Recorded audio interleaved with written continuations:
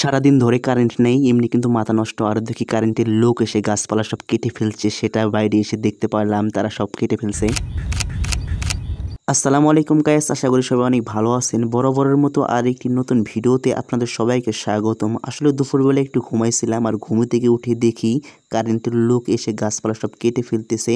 তারপর দেখতে পারলাম যে কলা গাছগুলো কাটা হচ্ছে। আসলে কলা গাছে কেবল নতুন নতুন ছড়ি আসছে, সেগুলো তারা কাটতে চাচ্ছিল, কিন্তু তারপরে আমরা কলার ছড়িগুলো কাটতে নিষেধ করলাম, কেননা কিছুদিন পরে এখান থেকে কলা আমরা পাবো, খাওয়ার জন্য উপযুক্ত হবে। সেজন্য আমরা কলা গাছের যে মূল ডাগিয়া রয়েছে সেগুলো আমরা কাটতে নিষেধ করলাম। আসলে গাছ আজকে প্রচণ্ড রোদ ছিল, আর তারা এই রোদ্রের মধ্যে কাজ করতেছে। কি বলবো, রোদ্রের মধ্যে কাজ করা কতটা কষ্টদায়ক, যারা কাজ করে শুধুমাত্র তারাই বোঝে।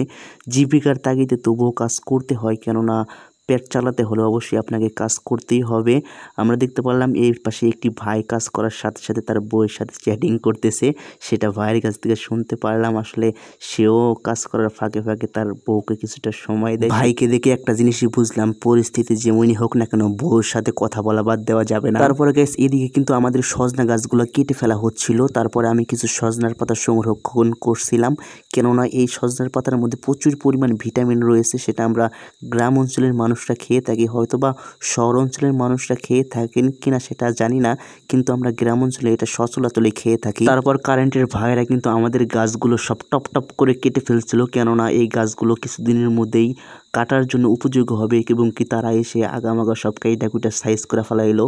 এটা থেকে তো আমরা অবাক হয়ে গেছি। আসলে কারেন্টের লোকরা আপনার কোনো কথাই শুনবে না, সে যেরকম দেখবে, তার যেরকম ইচ্ছা হবে সে সেরকমভাবেই গাছ কাটবে। আসলে ভাই সত্যি একটা বাস্তব কথা বলি, আসলে পুরুষ মানুষের কাজের উপরে কিছু নেই, কারণ পুরুষ মানুষের জীবন চালাতে হলে, জীবিকা চালাতে হলে, পরিবার চালাতে হলে তাদের কাজ করতেই হবে। তাদের কাজের উপরে কোনো ওষুধ নেই। পুরুষ মানুষের আসল জিনিস হলো কাজ। তোমার কাজকে সবচেয়ে বেশি মূল্যায়ন করতে হবে, তাহলেই তুমি জীবনে সুখী হতে পারবে। সো গাইস, আজকে আমাদের ভিডিওটি এই পর্যন্ত। শেষ পর্যন্ত দেখার জন্য ধন্যবাদ। আর নতুন হলে অবশ্যই সাবস্ক্রাইব করবেন।